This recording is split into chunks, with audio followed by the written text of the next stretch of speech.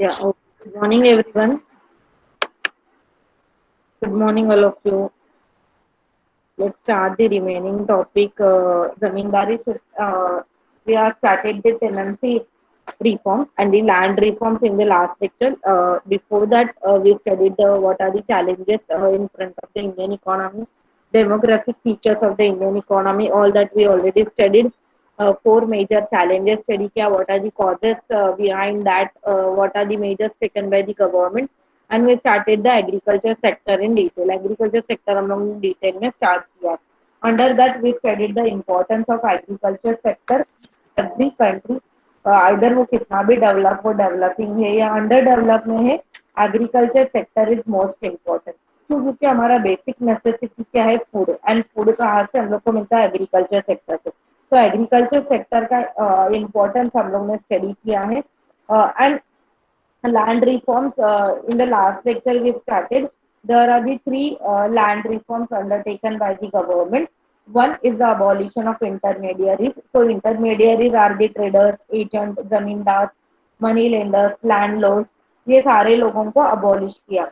So first land reforms हम लोग ने study किया. What are the main features undertaken by the government in the abolition of zamindari system and abolition of the land reforms. तो ये सारे features जो अभी मैंने स्क्रीन पे शेयर किया है वो ऑलरेडी हम लोग ने स्टडी किया. As well as we study the effect of abolition of all these intermediary. तो क्या क्या फीचर्स गवर्नमेंट ने लिया था? Intermediary rights they are abolish. जो भी इंटरमीडियरीज है, मनी लेंडर से, लैंडलॉर्ड से, उनको अबॉलिश किया गया. उनके रिटर्न में उनको compensation were paid to the zamindar. Zamindar को एक अमाउंट कॉम्पेंसेशन दे दिया. And that compensation may be in the cash or in the part of a bond. जो भी म्यूचुअल फंड शेयर है, फाइनेंशियल असेट में, आइदर कैश में वो कॉम्पेंसेशन दिया गया.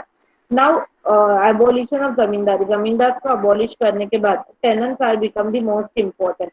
टेनेंट्स को ज्यादा राइट दिया गया and tenants become responsible for paying the rent to directly to the government. तो अभी उन लोग को, ओनर को, जो फार्म या लैंड का ओनर है उसको रेंट नहीं देना है. टेनेंट डायरेक्टली गवर्नमेंट को रेंट देगा.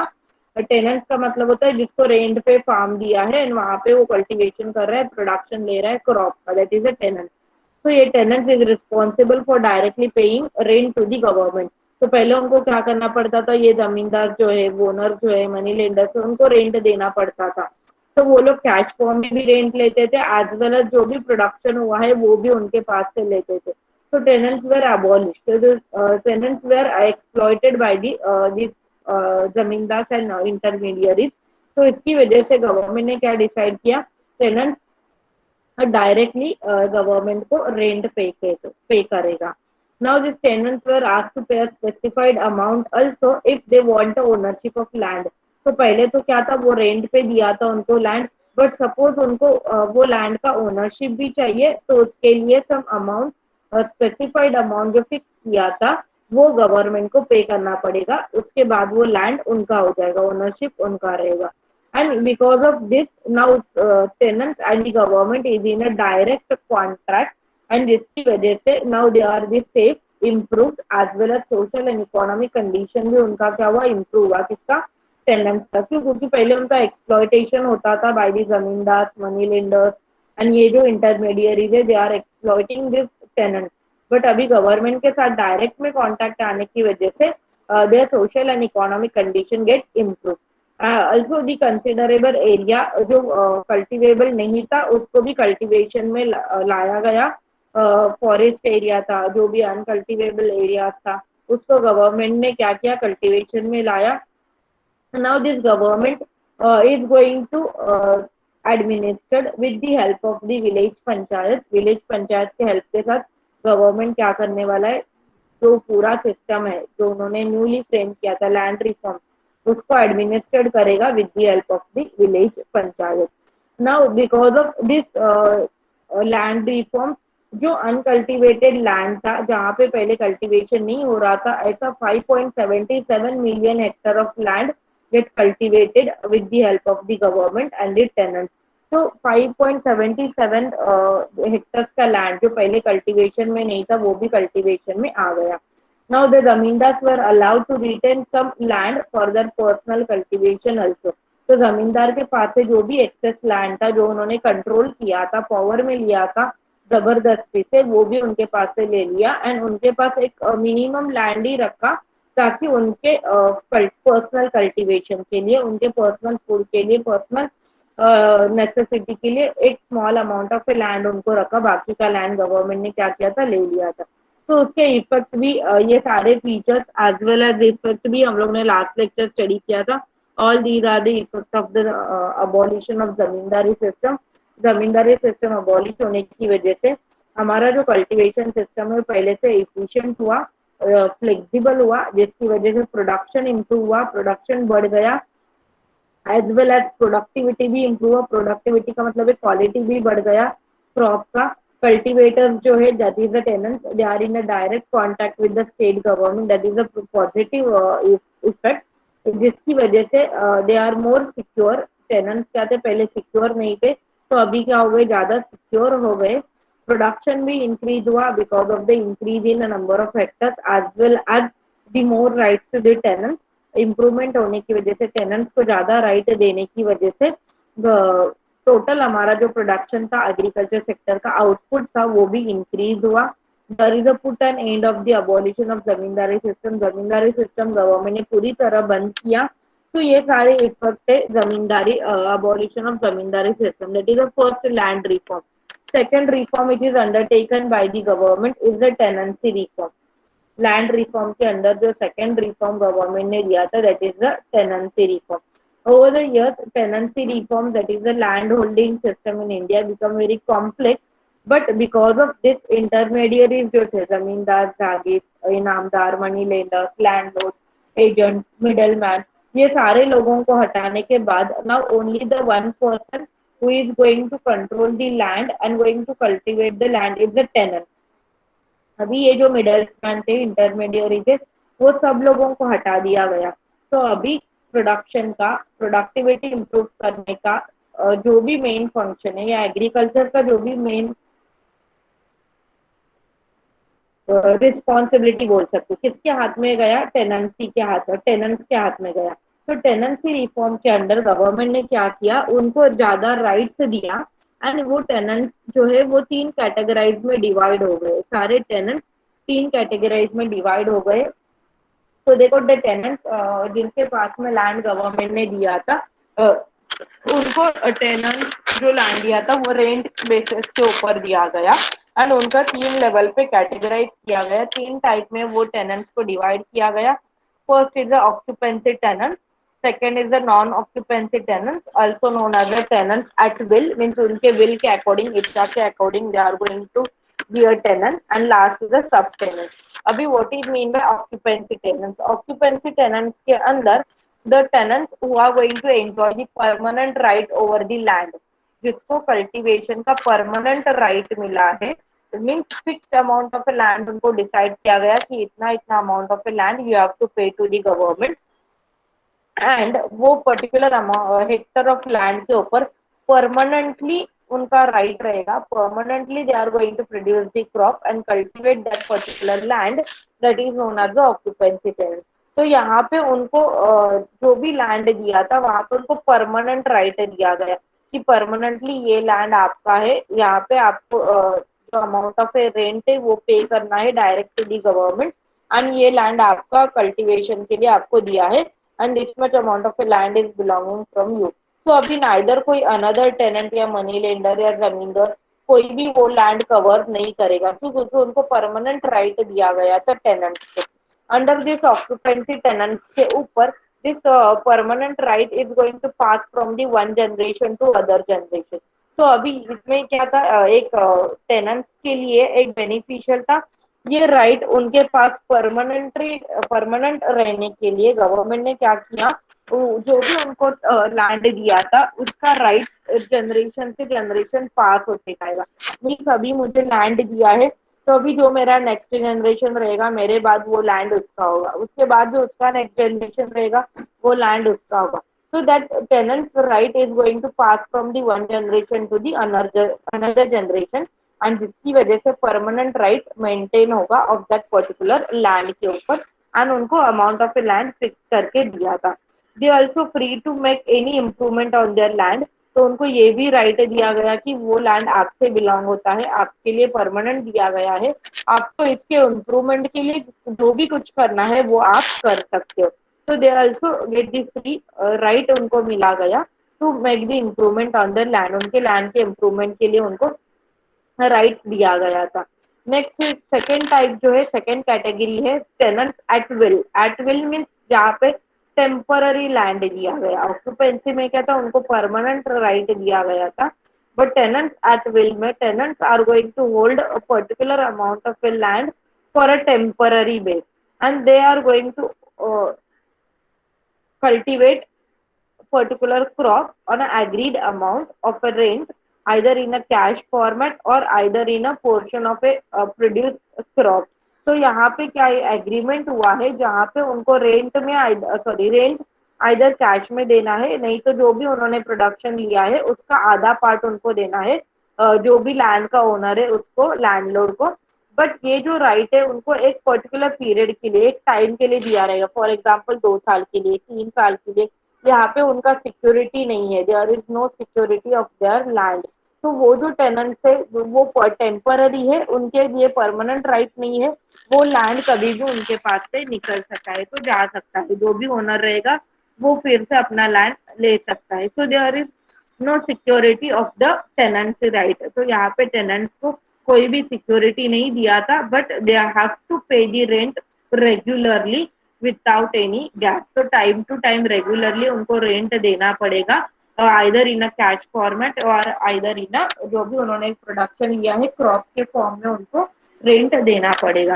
सो that is the second type, tenants at will, जहाँ पे उनको टेम्पररी राइट दिया गया है एंड लैंड के ऊपर उनका ओनरशिप नहीं रहेगा। Last is the sub tenant, they get the tenancy right not from the landlord or the landowner, land owner से नहीं मिलता है, but they are going to get the right from the tenant. Sub tenants का मतलब होता है एक ने क्या किया, the position is similar to that of the tenants at will. Suppose take an example, मैंने किसी के पास से 2 साल के लिए रेंट पे लैंड ले लिया है, वहां पे मुझे प्रोडक्शन करना है। बट सपोज मैंने 1-2 महीना काम किया और उसके बाद मुझे लग रहा है कि अभी मैं वहां पे नहीं ले सकती हूँ, या मुझे काम करने को नहीं हो रहा है, तो मैं क्या करेगी, मैं ऑलरेडी टेनेंट हूँ, किसी और को रेंट पे दे देगी, that is the sub tenant. Means उनको जो राइट मिला है, कहाँ से मिला है, एक टेनेंट दूसरे टेनेंट को जो देता है land, that is known as the sub tenant, and उनके right similar as to the tenants at will. तो उनको भी रेंट रेगुलर देना पड़ेगा, वो लैंड के ऊपर कोई भी उनका ओनरशिप नहीं रहेगा, दे इज टेम्पररी, टेम्पररी बेसिस के ऊपर उनको वहां पे काम करना है, परमानेंटली नहीं रहेगा। So these are the three categories of the tenant, occupancy tenant, tenants at will and sub tenant. तीन कैटेगराइज में क्या किया है उनको, सारे टेनेंट्स को गवर्नमेंट ने डिवाइड किया था। तो ऑक्यूपेंसी टेनेंट में जो टेनेंट्स को परमानेंट ओनरशिप मिलेगा, परमानेंट राइट मिलेगा, they can take decision regarding the amount of a land, land के बारे में वो डिसीजन ले सकते थे, एंड एक fix amount of A rent उनको गवर्नमेंट को दे देना है।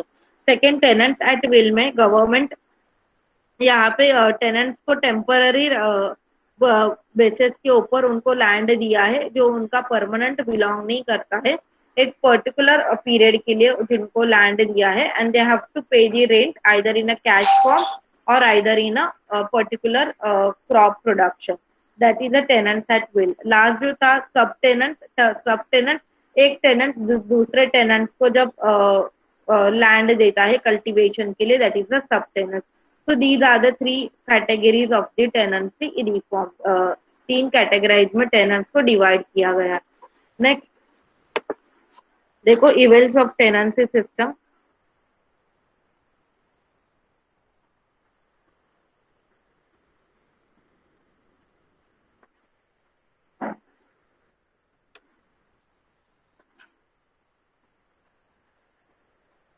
That is the weaknesses of the tenancy reform। Next third reform है हमारा ceiling on land holding.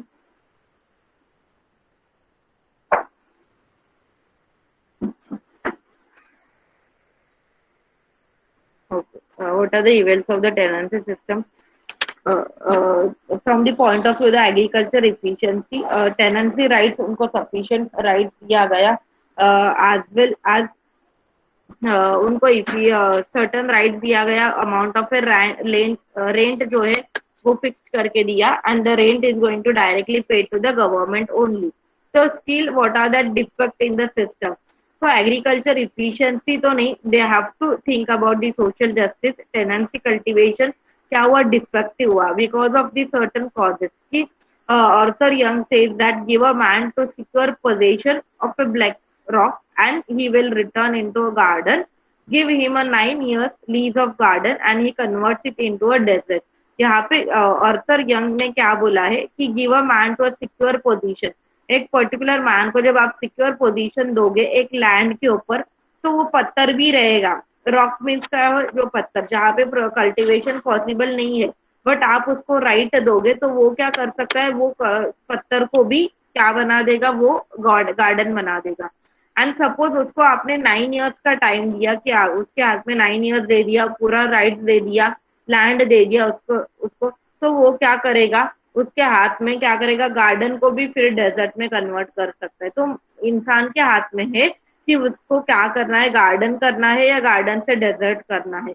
Means rights की जरूरत नहीं है. Without any rights also a tenant can play and produce a particular amount of a land. तो cultivation जिसको करना है, जिसको लैंड के ऊपर प्रोडक्शन लेना है, तो उसको राइट्स की जरूरत नहीं है. In short according to the author. And tenancy reforms में क्या किया गया, गवर्नमेंट ने टेनेंट्स को इतना ज्यादा राइट दे दिया कि जिसकी वजह से ये सिस्टम एंड टेनेंस रिफॉर्म क्या हुआ, डिफेक्ट हुआ. तो कैसे डिफेक्ट हुआ, देखो उसमें क्या क्या प्रॉब्लम्स होने लगा. Tenant system suffering from the several defect such as the absentee landlordism. Landlords को पूरा एब्सेंटी था क्योंकि वहां पे उनको कुछ भी राइट दिया नहीं था. Rack renting also there is uncertainly of tenants. Tenure का अनसर्टन हुआ, मीन्स रेंट मिलेगा नहीं मिलेगा उसका कुछ भी सिक्योरिटी नहीं था, गारंटी नहीं था. आर्बिट्रली इविक्शन, क्रोनिक इनडेप्थनेस, डेप्थ बढ़ गया, टेनेंट्स का लोन बढ़ गया. Under this tenancy cultivation neither the agriculture can be carried on efficiently nor the tenants are happy with their position. तो टेनेंसी रिफॉर्म क्या हुआ, डिफेक्ट गया. क्यों, क्योंकि नाइदर एग्रीकल्चर का प्रोडक्शन अच्छा होने लगा, इफिशिएंट होने लगा, नॉर जो टेनेंट्स है उनको सफिशिएंट पोजीशन मिला. They are not happy with their position. तो टेनेंसी सिस्टम का मेन तो डिफेक्ट क्या क्या है, ये उन्होंने हम लोग पॉइंट वाइज दिया है, उसको स्टडी करेंगे. ये देखो, what are the defect. Rack renting still exist. जबरदस्ती रेंट लेना टेनेंट्स के पास से. There is no security of tenant for the tenant. वो लोग काम तो कर रहे हैं बट कुछ भी सिक्योरिटी नहीं है, कभी भी उनके हाथ में से लैंड चला जा सकता है. So there is no security of tenure for the tenants. Third is that tenants are also not in a position to purchase the land they cultivate. और टेनेंट्स क्या थे, उनका इकोनॉमिक कंडीशन इतना स्ट्रांग नहीं है कि वो लैंड वो खुद परचेज कर सकते. क्यों, क्योंकि गवर्नमेंट ने बोला था if they want a ownership then they have to pay the certain amount, specified amount pay करना पड़ेगा. But they are not in a position कि वो लैंड परचेस कर सकते. तो उनको लाइफ टाइम के लिए एज अ टेनेंट ही वो लैंड के ऊपर काम करना पड़ेगा. And as well as there is no security, कि सिक्योरिटी भी नहीं रहेगा कि वो particular amount of a land कितने साल तक उनके हाथ में रहेगा, वो कभी भी उनके हाथ से जा सकता है. All these is due to the act that landlords are rich as well as politically and well as socially powerful, and therefore they are in a position to influence the government and bring pressure on it not to enforce the legislation. तो ये किसकी वजह से हुआ कि landlords इतने powerful and rich थे, politically भी वो लोग पावरफुल थे, सोशली भी पावरफुल थे, एज वेल एज भी रिच भी थे. तो वो गवर्नमेंट को इन्फ्लुएंस कर रहे थे कि जो भी टेनेंट्स है उनको लेजिस्लेशन राइट नहीं देना है. इन्फोर्स कर रहे थे कि जो भी टेनेंट्स है उनको ज्यादा राइट से ज्यादा इंपॉर्टेंस नहीं देना है. On the other end tenants are very poor. जो रेंट पे लैंड उन्होंने लिया है वो क्या है, ज्यादा पुअर है, socially as well as politically weak है. They are not in a proper strong position to fight against the zamindar and landlord. उनके अगेंस्ट फाइट करने के लिए, कोर्ट में जाने के लिए भी वो इतने स्ट्रॉन्ग नहीं थे, पावरफुल नहीं थे. and as well as government is pressurizing them to enforce the legislation, and government भी उनके ऊपर प्रेशर डाल रहा था, and government भी लैंडलॉर्ड्स के प्रेशर में था कि उनको लेजिस्लेशन नहीं देना है. Many tenants do not want to go to the court. ज्यादा से ज्यादा tenants कोर्ट में नहीं जाना चाहते थे for the fear of the ejected from the land, क्योंकि वो कोर्ट में जाएंगे तो उनके हाथ में जो लैंड था वो भी उनके पास से चला जाएगा. इसकी वजह से they are not able to and they are not willing to go to the court against that money lenders and the landlord. The government is also helpless in the absence of the operation from the tenant. Government भी helpless था क्यों? क्योंकि they are going to pressurize by this landlord. जो landlord politically powerful थे, rich थे, वो government को भी प्रेशर डाल रहे थे, जिसकी वजह से गवर्नमेंट इज हेल्पलेस कि टेनेंट्स को कुछ हेल्प करे, उनका इम्प्रूवमेंट बढ़ाए, उनको जो रिच पुअर थे उनका कंडीशन बढ़ाने के लिए वो भी क्या थे, हेल्पलेस थे. Now third is that the ceiling on land holding. एक particular amount of a land ही आप होल्ड कर सकते हो, उससे ज्यादा लैंड आपके हाथ में नहीं रहेगा. That is nothing but the ceiling on land holding. तो सीलिंग ऑन सपोज जो जमींदार थे या मनी लेंडर थे, लैंडलॉर्ड थे, उनके पास इतना लैंड था, unlimited amount of a land था, तो गवर्नमेंट ने सीलिंग ऑन लैंड होल्डिंग में क्या किया, जो एक्सेस अमाउंट ऑफ लैंड जिनके पास है वो लैंड लेकर लैंडलेस जो फार्मर्स है जिनके पास लैंड नहीं है उनको दे दिया. एंड एक लिमिट डाला गया कि आप इतना ही अमाउंट ऑफ ए लैंड ले सकते हो एक इंडिविजुअल पर्सन के पीछे. फॉर एग्जाम्पल फैमिली में 4 लोग है तो 4 हेक्टर्स ऑफ लैंड, 5 है तो 5 हेक्टर्स ऑफ लैंड, तो उससे ज्यादा लैंड आप होल्ड करके नहीं रख सकते. That is the ceiling on land holding. तो one of the most important feature at present the land reforms में दिया गया, that is a fixation of the land holding. आप कितना लैंड कल्टीवेट करोगे उसके लिए लिमिट डाला गया, फिक्स किया गया कि आप इतना ही लैंड होल्ड करोगे, इतने ही लैंड के ऊपर आप कल्टीवेशन करोगे, उससे ज्यादा नहीं. So ceiling on landholding is nothing but the fixation of maximum amount of a land which an individual may hold. एक individual person कितना land hold कर सकता है उसके लिए फिक्स एक लिमिट डाला गया. This is the ceiling on landholding. Now according to this land reform, cultivator जो है उसको अलाउड किया गया to hold more than a specified area of a land and the surplus area is taken over by the state. But जो cultivator है, जो tenant है, जो एक्चुअली लैंड के ऊपर प्रोडक्शन लेने वाला है, दैट इज अ कल्टीवेटर, उसको गवर्नमेंट ने बोला कि excess amount of a land आप होल्ड कर सकते हो, बट वो लैंड किसके हाथ में रहेगा, गवर्नमेंट के हाथ में रहेगा. सिर्फ आपको वहां पे क्या करना है, कल्टीवेशन करना है, सिर्फ वहां पे काम करना है. Now, this reform is also become the one of the most important too, because it got the control overseas reform undertaken by the government of the country.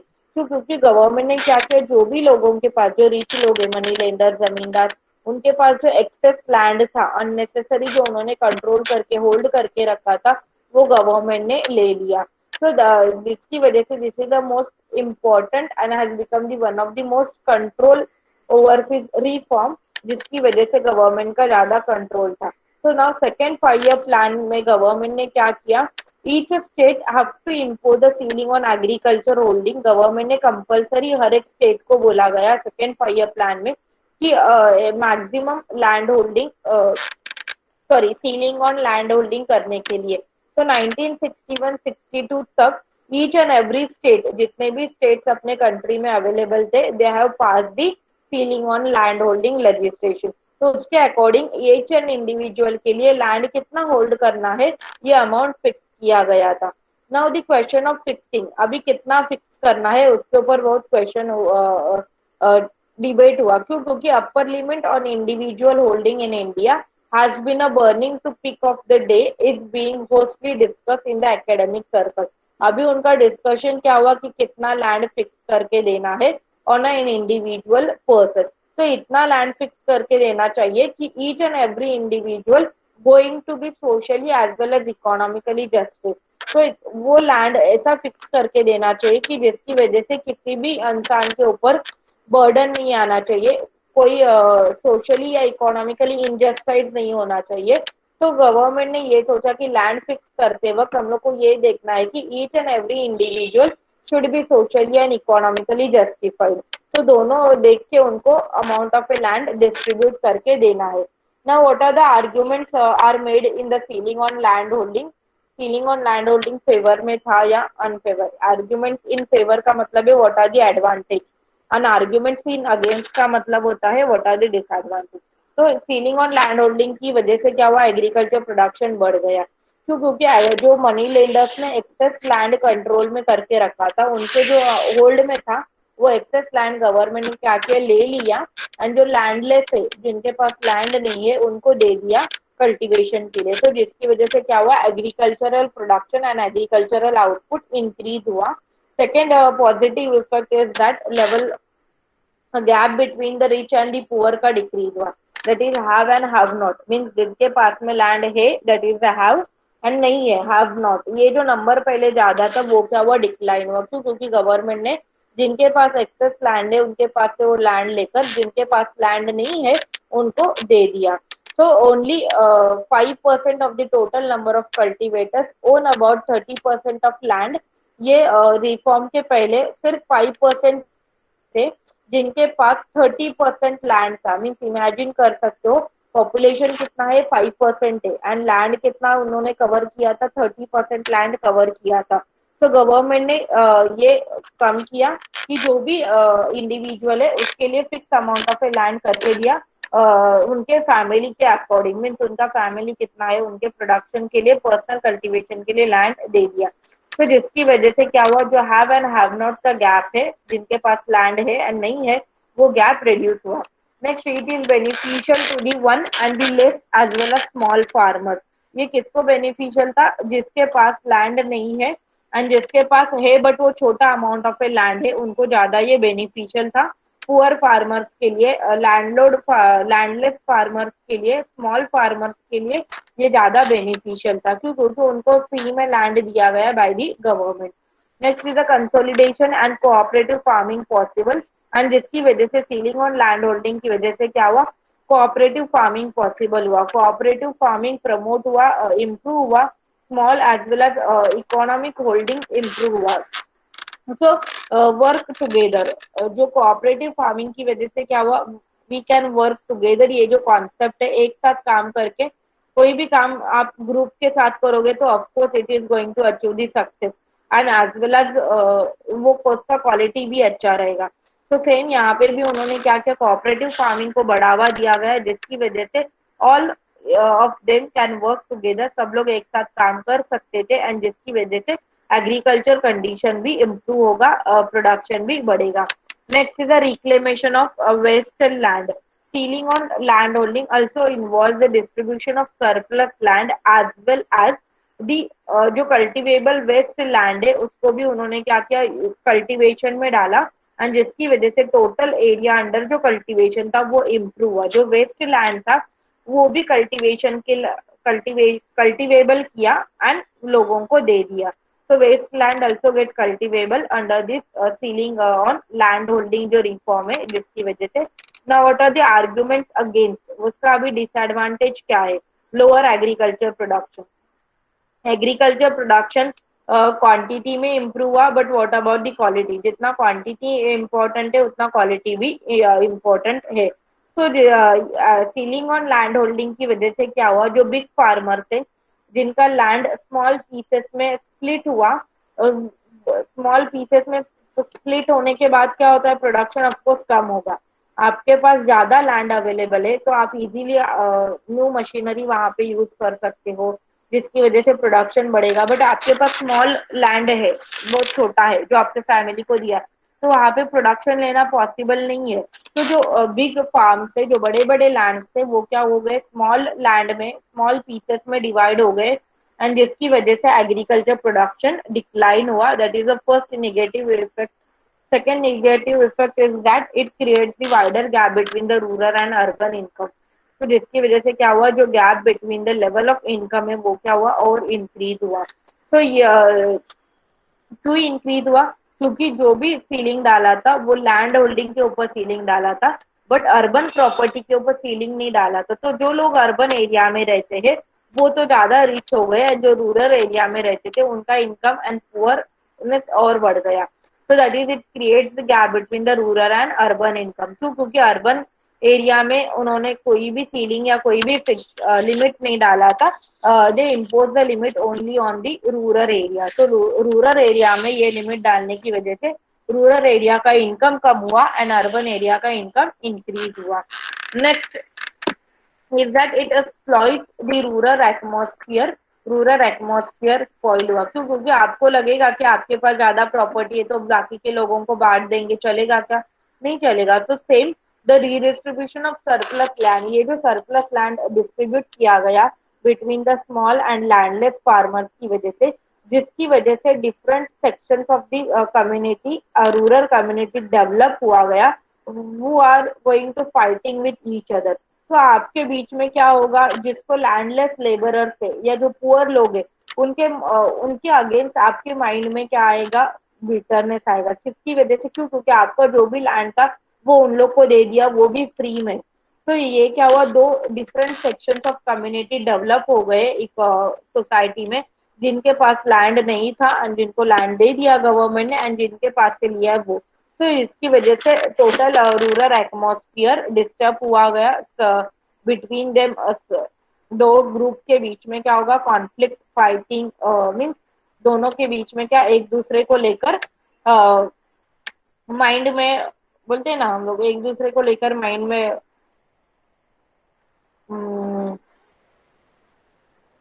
दूसरे के रिगार्डिंग गलत सोचना, लाइक दैट. माइंड में दूसरे के regarding कुछ तो गलत सोचना, like that.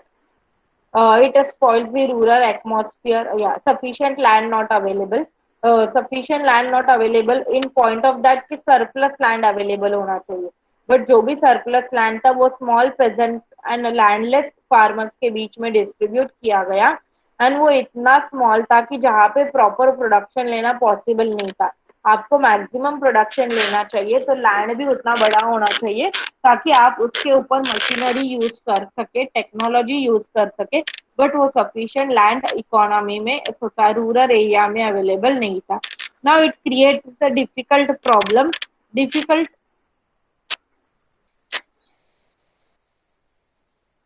what types of the difficult problem? That is the acquisition of surplus land from the big farmers and the distribution to the small landless farmers.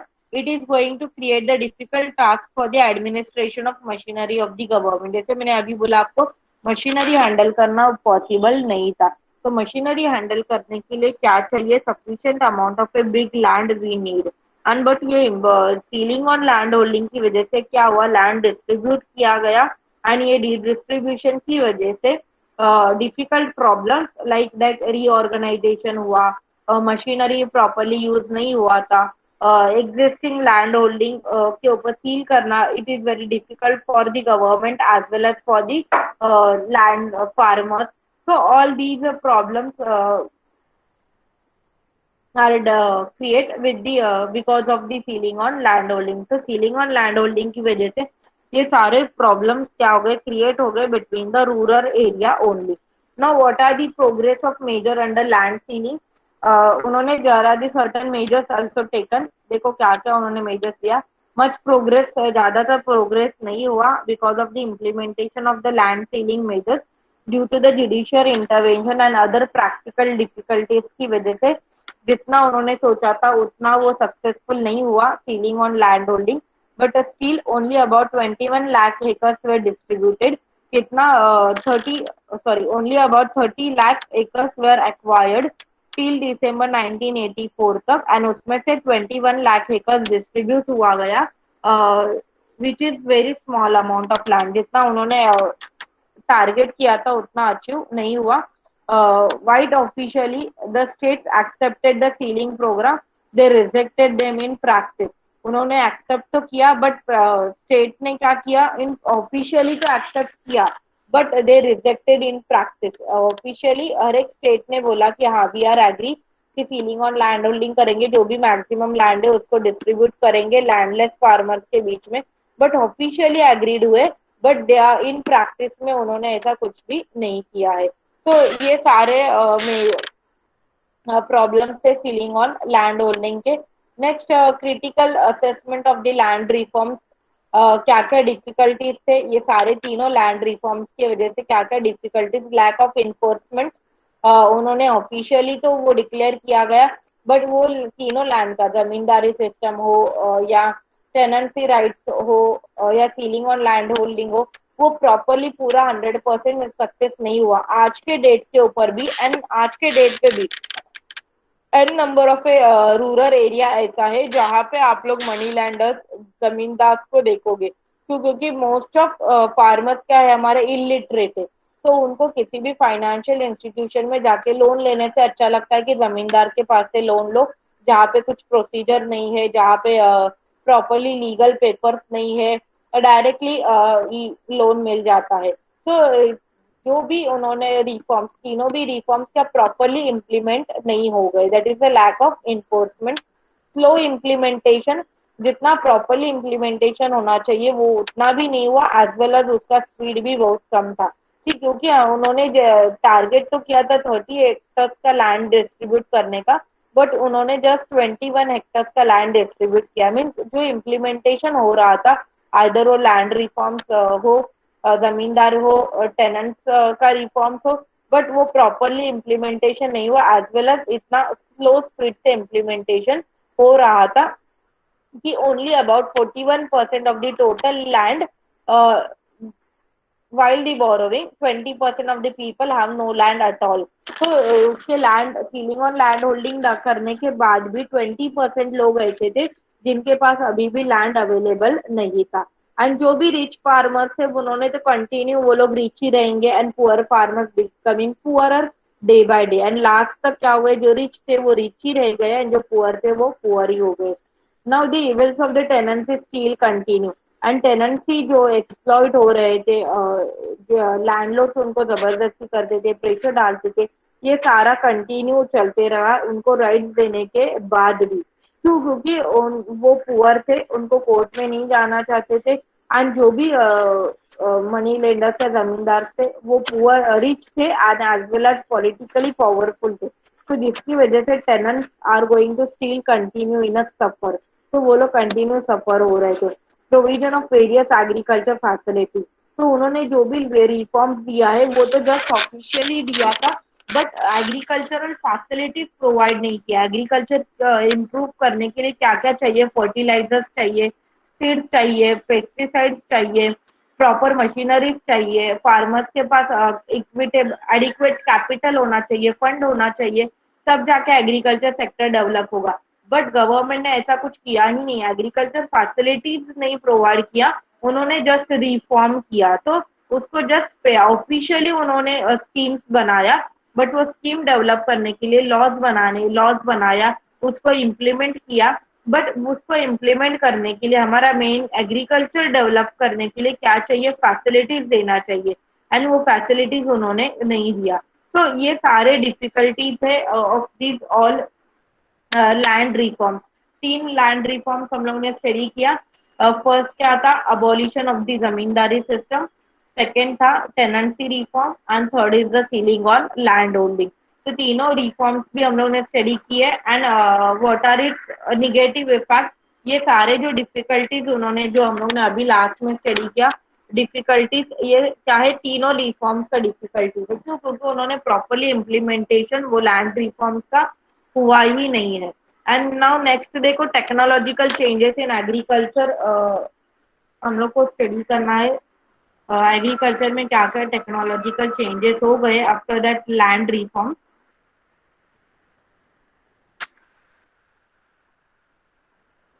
तो mechanisation है, use of a fertilisers, use of the seeds, agriculture extension, research and education, agriculture के ऊपर भी research होने लगा। फिर agriculture pricing, agriculture marketing, ये सारा concept we will study in the next lecture. Okay, today we will stop over here. Land reforms. Is there any doubt land reforms में? Land reforms में किसी को कुछ डाउट है?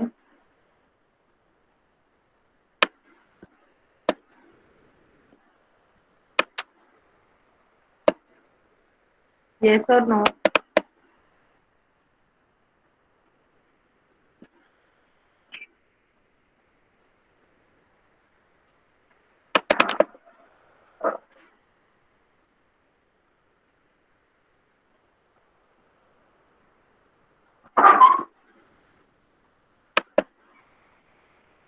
प्लीज रिप्लाई में land reforms, 3 types का land reforms हम लोग ने स्टडी किया.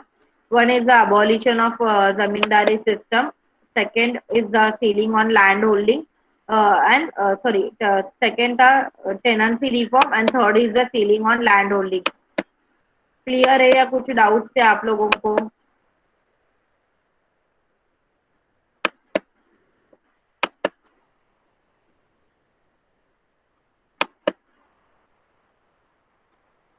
No doubts, okay.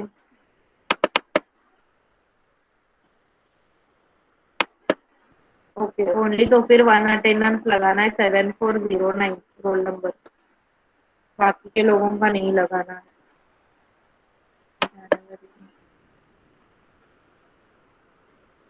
अभी कुछ यूज नहीं, मैंने लगा भी दिया attendance.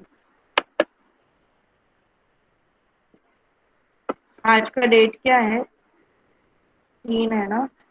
Yes ma'am. Okay, just just give me minute, मैं शीट बना लेती हूँ, मैंने शीट बनाया नहीं ये मंथ का.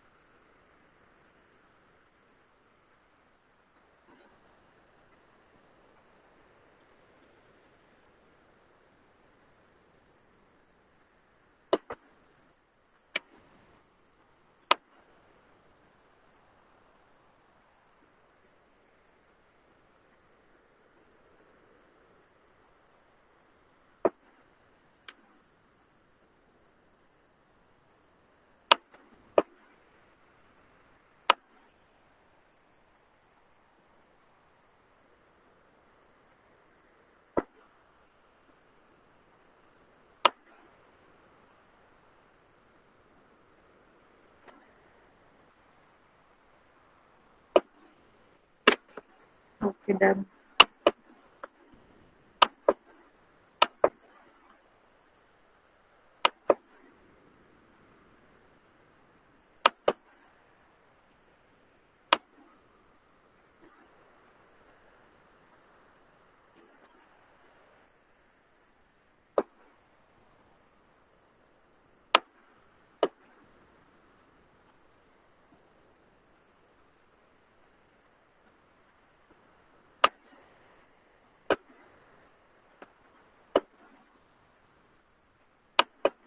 Roll number 1 2 3 4 5 8,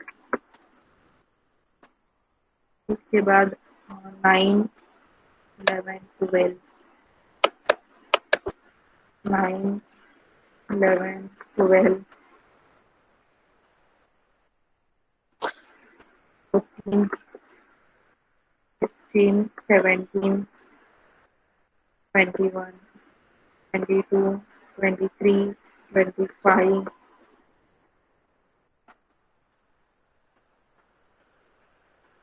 26 27 28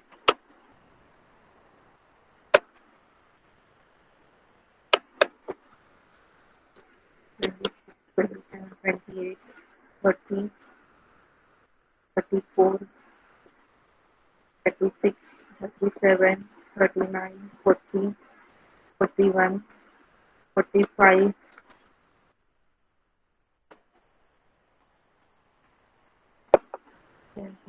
47 48 49 50 51 52 54 56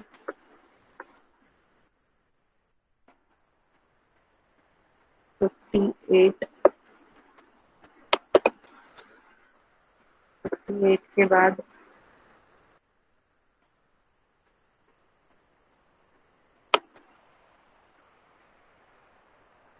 just wait. सब लोग मीटिंग लीव कर रहे तो यहाँ पे ऊपर नीचे होता है ना. B division, roll number 1, 3, 5, 6, 7, 11,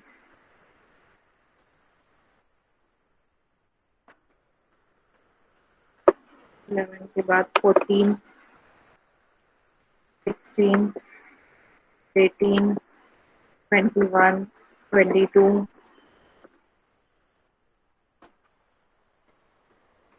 24, 25, 24, 25, 26, 27, 28, 29, 30, 31, 33, 31, 33, 34, 35, 38, 39, 40, 41, 42, 43, 44. Okay. Thank you everyone. Bye. Take care. हाँ मैंने हेलो मैम। यस बेटा। मैम मैं भी प्रेजेंट हूँ 7411। हाँ मैंने लगाया रहेगा, मैं पार्टिसिपेंट्स में देख के लगाती हूँ। हाँ है, तुम लोग ने ठीक है अटेंड मैम। किया तो भी चलेगा। Okay, thank you everyone, bye, take care. Bye ma'am.